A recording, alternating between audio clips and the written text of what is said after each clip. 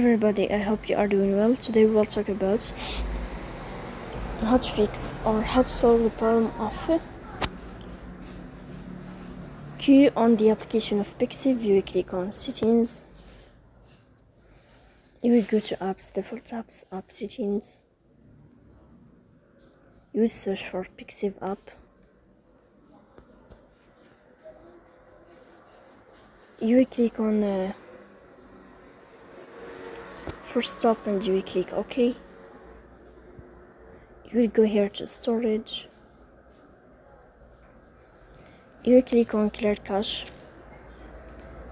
In the end you will turn off your phone and you will wait a moment to restart your phone again to fix that problem. So that's it. Don't forget to support us by like and subscribe. See you next time in another video, and thank you for your watching and your attention.